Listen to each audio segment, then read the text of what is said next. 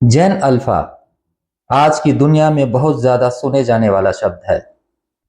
ये जेन अल्फा क्या है? कौन है ये लोग? तो आइए जानते हैं। जेन अल्फा यानी जनरेशन अल्फा उस पीढ़ी को कहा जाता है जो साल 2010 के बाद पैदा हुई है।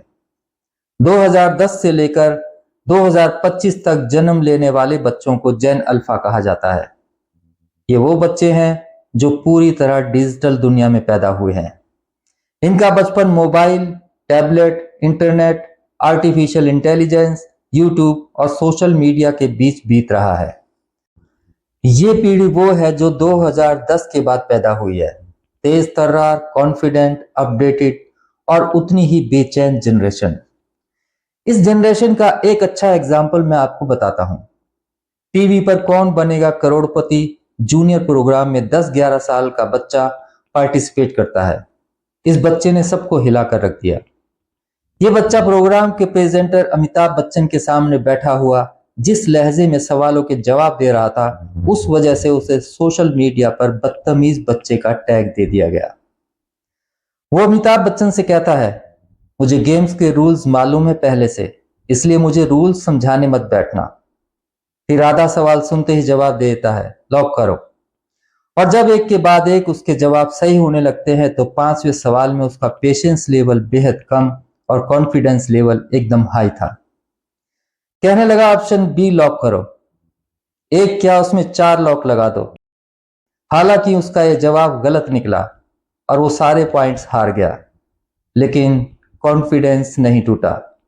उसके लहजे से थोड़ी मासूमियत, उतावलापन और थोड़ी अकड़ दिखती थी। इस वजह से सोशल मीडिया पर उसे ट्रोल्स ने बदतमीज बच्चे का टैग दे दिया। यही तो है जेन अल्फा, जो पहले से ही ज्यादा जानती है लेकिन उतनी ही जल्दी ऊबती है।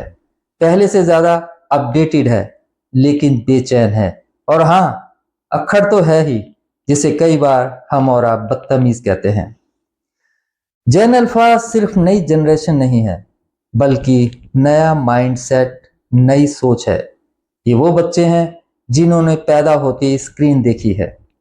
हमने फोन को ऑपरेट करना सीखा था, इन्होंने फोन में जीना सीखा है। ये बच्चे डार्क वेब से लेकर डीप फेक तक सब जानते हैं। अभी तक लोग जेन जेड यानी जेन अल्फा से पहले की जनरेशन की आदतें और बिहेवियर देखकर परेशान थे, और अब जेन अल्फा को देखकर बेहद हैरान हो रहे हैं।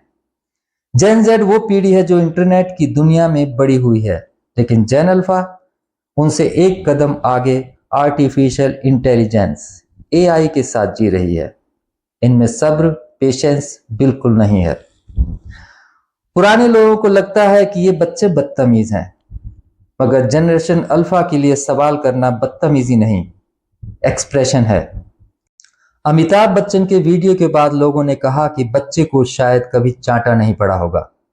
हो सकता है बात सही हो, लेकिन ये बच्चे अब चांटा खाने वाले दौर में नहीं हैं।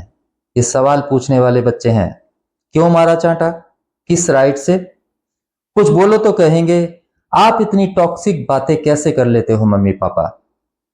हमसे ज्यादा जानती है जनरेशन। जेन अल्फा हमें अनकंफर्टेबल बनाती है, क्योंकि ये हमसे ज्यादा जानते हैं और डरते कम हैं। ये अपने विचार, पहचान और लिमिट्स खुद तय करना चाहते हैं। इनके लिए बड़ों का कहना मानो ये पुराना मुहावरा है। इसलिए वक्त है कि हम उन्हें कोसने की बजाय समझने की कोशिश करें। पेरेंट्स हो या टीचर्स, एम्प्लॉयर्स हो या लीडर्स, हर किसी को इस जनरेशन के नजरिए को सुनना पड़ेगा। हाँ, ये जनरेशन औरों से ज्यादा इरिटेबल है, क्योंकि इनके पास पेशेंस ही नहीं बल्कि इनकी स्पीड भी बहुत ज्यादा तेज है। ये सोचती तेज है, बोलती तेज है, बदलती तेज है। इसलिए अगली बार जब कोई बात 10-12 साल का बच्चा कहे लॉक करो, तो घबराइए मत। वो सिर्फ एक जवाब नहीं दे रहा, एक नए दौर का ऐलान कर रहा है। इन दिनों हमारे देश में ज्यादातर कपल एक ही बच्चा पैदा करते हैं। ऐसा चीन में पहले हो चुका है, और वहीं से 6 पॉकेट सिंड्रोम कॉन्सेप्ट आया, यानी एक बच्चे की फरमाइश पूरे करने के लिए 6 पॉकेट रेडी रहती हैं। ऐसे इकलौते बच्चे दादा दादी, नाना नानी, मम्मी पापा, यानी कुल मिलाकर 6 लोग उसकी डिमांड पूरी करने के लिए तैयार रहते हैं। उसे किसी डिमांड को पूरी कराने के लिए कोई काम नहीं करना होता, इंतजार भी नहीं करना होता, और जब पेरेंट्स के पास पैसे आएंगे तो चीज खरीदी जाएगी, ऐसा भी नहीं है। बच्चा इन 6 लोगों में से किसी से भी अपनी बात मनवा लेता है।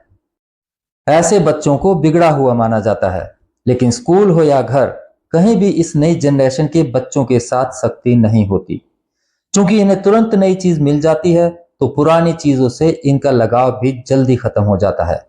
शायद इसलिए ये बहुत बेचैन और बेसब्र हैं।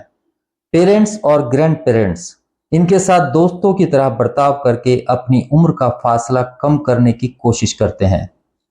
ऐसे में ये जेन अल्फा पुरानी जनरेशन की तरह अपने बुजुर्गों के सामने आते ही उनके सम्मान में हाथ जोड़कर नहीं झुक पाते।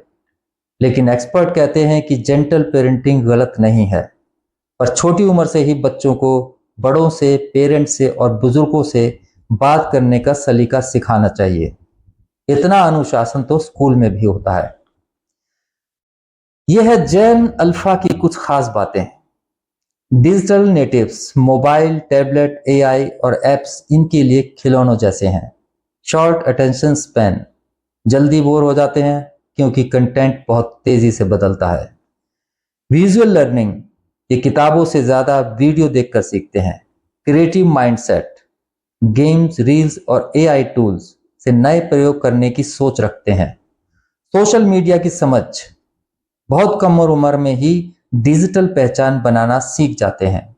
ग्लोबल कनेक्टिविटी, ये बच्चे किसी भी देश के लोगों से जुड़ सकते हैं और कई भाषाएं समझ सकते हैं।